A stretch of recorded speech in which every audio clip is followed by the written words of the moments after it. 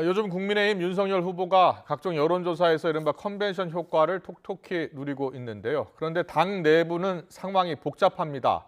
선대위 구성을 놓고서 이준석 대표와 김종인 전 비대위원장이 사실상 특정 중진들의 이선 후퇴를 요구하고 나서면서 갈등이 증폭되는 조짐입니다. 국민의힘 김재원 최고위원 연결해서 선대위 구성 문제 등에 대해서 자세히 물어보겠습니다. 최고위원님 나와 계시죠? 네, 안녕하세요. 네, 안녕하세요. 먼저 이 문제부터 여쭤보겠습니다. 김종인 전 비대위원장 오늘 라디오 인터뷰에서 이런 발언을 했습니다. 허수아비 노릇하지 않겠다. 통 큰 권한 위임을 요구하겠다라고 했습니다. 윤석열 후보는 지금 김 전 위원장을 총괄 선대위원장 정도로 생각하고 있는 것 같죠? 예, 총괄선대위원장이라면 사실상 선거대책위원회를 네, 총괄 지휘하는 그 막중한 자리이고, 예, 총괄선대위원장이 이 선거 전체를 지휘하기 때문에 충분히 이 역할을 할 수 있는 자리가 아닐까 생각합니다. 네, 모든 선거대책위원회의 총괄 선대위원장이라면 지금 뭐 언론을 통해서 나타나고 있듯이 네, 선대본부장을 4명으로 둔다면 선대본부장을 모두 지휘할 수 있는 그런 역할을 하시거든요. 네, 근데 뭐 총괄선대위원장을 맡길지 맡기지 않을 것인지는 후보가 결정해야 되겠지만 네, 김영인 위원장께서 말씀하시는 뭐 허수아비라든가 그럴 수 있는 자리는 아니고요. 네. 실질적으로 그거를 총괄 지휘할 수 있는 그런 위치이자 그런 업무 담당이라고 봅니다. 그런데 오늘 김종인 전 위원장 인터뷰를 보니까 윤 후보가 아직까지 직접 요청한 것은 아닌 것 같은데요. 미리 요청을 만약에 한다면 아예 정권을 달라 이런 뜻으로 들리던데 자 어떻게 보셨어요? 선거대책위원회는 사실 권한을 행사하거나 무슨 인사권을 부여받아서 인사권을 예, 행사 이런 일보다는 선거를 기획하고 선거의 방향을 정하고 네, 그리고 이제 차기 정부를 담당할 수 있는 대통령을 뽑는 선거운동을 지휘하는 예, 역할이거든요. 예, 그렇다면 정권을 그 부여한다든지 이런 것보다는 그 예, 선거 운동의 방향 또 예, 현재 대통령 후보로 선출된 윤석열 후보의 장점과 또 미래 비전을 제대로 알릴 수 있는 그 방향에서 네, 역할을 하는 것을 의미한다고 봅니다. 그렇군요. 저는 정권을 부여하고 부여하지 않고의 문제보다는 네, 어떤 방향으로 선거운동을 지휘할 것인지를 보여주시는 것이 훨씬 더 중요하고 의미 있는 일이 아닐까 생각합니다. 네, 선거 운동의 방향 같은 것을 제시하는 게 지금 더 중요한 상황이다라는 말씀이신데 김종인 전 비대위원장 오늘 인터뷰 내용 중에 이런 내용이 있었습니다. 박근혜 봐라 문고리 3인방에 의존하면 안 된다라는 취지로 이야기를 했습니다. 다시 말해서 이 캠프 쪽에 있는 측근 일부는 배제돼야 하는 것 아니냐 이렇게 요구하는 것 같거든요. 어떻게 보셨어요?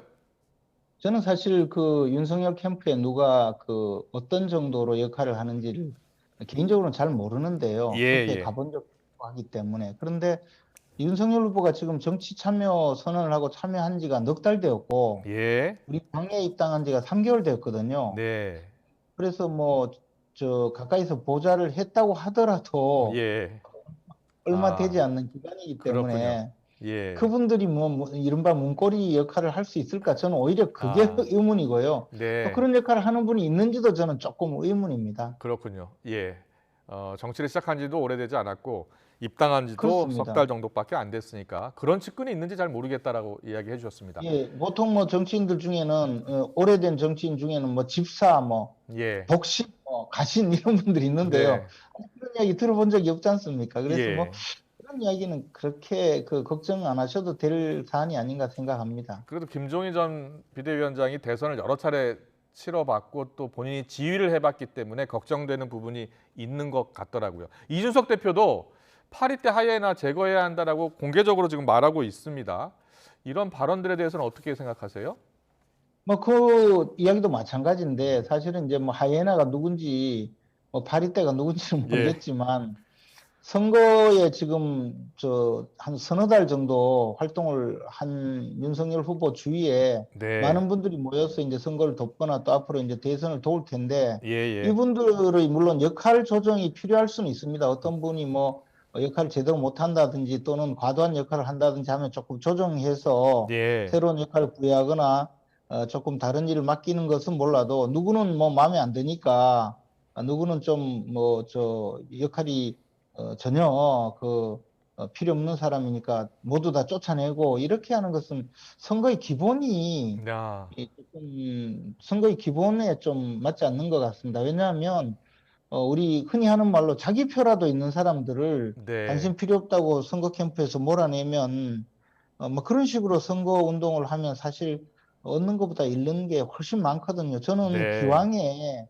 돕기로 하고 또 캠프에 참여했던 분들은 일단 함께 가는 방향으로 선대위를 구성하고 다만 역할 조정이 필요한 분들은 과감하게 역할 조정을 해주는 방식으로 가는 것이 어떨까 하고 생각하고 있습니다. 네, 네. 그래서 일각에서는 지금 캠프 출신 윤석열 후보 측 그리고 이준석 대표, 김종인 위원장 이렇게 선대위 구성을 어떻게 할 것인가를 놓고서 벌써부터 지금 힘겨루기 하는 것 아니냐 이런 시각이 있어요. 그리고 오늘 보니까요. 국민의힘 게시판에 이준석을 퇴출시켜야 한다라는 글들이 계속 올라오고 있다고 하거든요. 혹시 들으셨어요? 언론에 뭐 그런 보도를 조금 봤는데 네. 어쨌든 이 선거 캠프라는 거 지금 이제 그 3월 9일 날 대통령 선거에서 윤석열 후보를 당선시키기 위한 목적으로 전부 모여 있고 또 당선에 도움되는 사람이면 어느 누구라도 참여시켜서 네. 함께 가야 하는 것이 선거 캠프거든요. 예. 근데 그 선거 캠프에 뭐 주도권 다툼을 할 이유도 없고 그렇게 예. 해서도 안 되고요. 스스로 내가 대선 국면에서 대통령 선거에서 어떻게 도움을 줄 것인가 하고 그 도움을 줄 수 있는 역할을 찾아가는 것이 지금 현재 필요한 일이라고 생각합니다. 예. 그리고 이 모든 것을 결정해야 할 사람은 윤석열 후보 본인이고요. 예. 특히 우리 당의 당헌상으로도 선거대책위원회 위원장과 선거대책위원회 구성을 대통령 후보가 하게 되어 있거든요. 예. 그렇기 때문에 그 과정에 어떤 뭐 다른 분들이 의견을 제시하는 것까지는 뭐 좋은 일인데 네. 그 결단은 후보에게 맡기고 후보를 돕는 일에 뭐 전부 다 그 나서는 것이 좋지 않을까 생각합니다. 특히 네. 이제 김정인 위원장께서는 자신의 역할을 좀 많이 하기 위해서 이런저런 말씀을 하시는데 윤석열 후보가 정치력을 발휘해서 잘 조정해서 함께 가면 좋지 않을까 생각합니다. 네. 결국은 윤석열 후보가 누구를 선택하고 결정을 할진 윤석열 후보의 몫입니다. 그런데요, 최근에 2030 세대 상당히 표심이 중요한데 2030 세대 탈당이 논란이 됐는데 김재원 최고위원이 얼마 전에 뭐 40명 남짓 탈당했다고 해서 논란이 됐었잖아요. 그때 이준석 대표가 저희 프로그램에 출연을 했는데 이게 일종의 조롱하는 것 아니냐라고 강하게 비판한 적이 있습니다. 어떻게 된 어, 일이었습니까? 예. 그때 당시에 이준석 대표와 저 그리고 한교 사무총장 3명 있는 자리에서 네. 탈당이 많다는 이야기에 대해서 한교 사무총장이 지금 중앙당이 접수된 탈당은 40여 명이다. 그리고 예.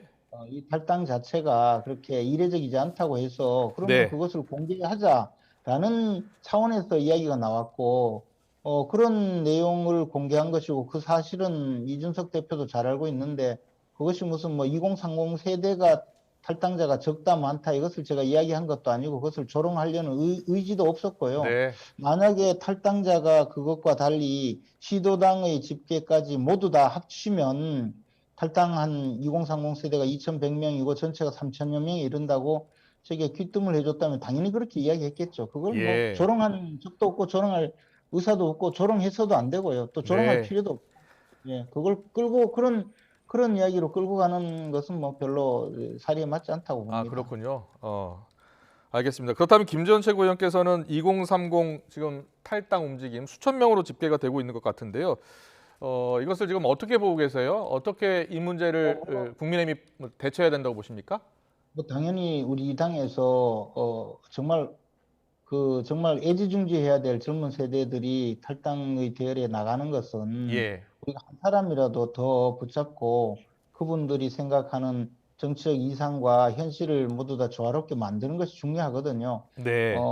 이번 탈당 하신 분들 통계에도 같은 기간에 2,100명이 탈당하고 1,700명이 새로 입당을 했지만요. 예. 2,100명 전원에 대해서 우리가 안타깝고 죄송스럽게 생각하면서 함께 가야 된다고 봅니다. 앞으로도 예.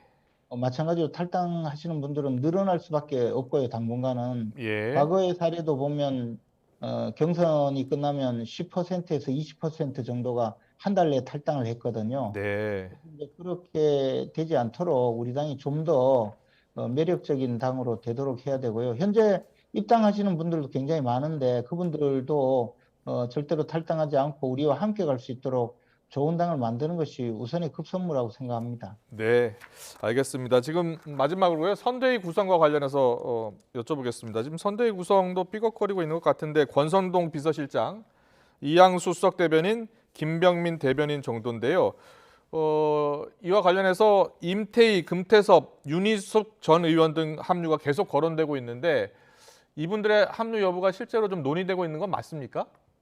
우리 당내에서 지금 뭐 최고위나 또는 다른 분들이 그 문제를 의논한 적은 없습니다. 아, 다만 이 예. 부분도 선대위의 뭐 본부장이라든가 또 선대위원장이라든가 이런 예. 분들은 후보가 결심을 해서 일단 영입을 하고 그것을 네. 이제 당 조직에서 공식화하는 그런 과정을 거쳐야 되거든요. 예. 그리고 이 부분에 대해서 이제 이런저런 이야기가 많이 나오지만 아직 제가 듣거나 확인한 내용은 없습니다. 그리고 아마 누가 추천을 했는지는 몰라도 언론에 이렇게 나오고 있기 때문에 공식화되는데요. 예. 결과는 윤석열 후보가 결심을 해서 정해야 하리라고 봅니다. 네.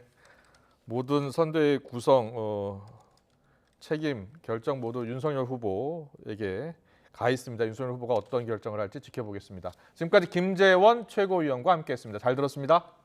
고맙습니다.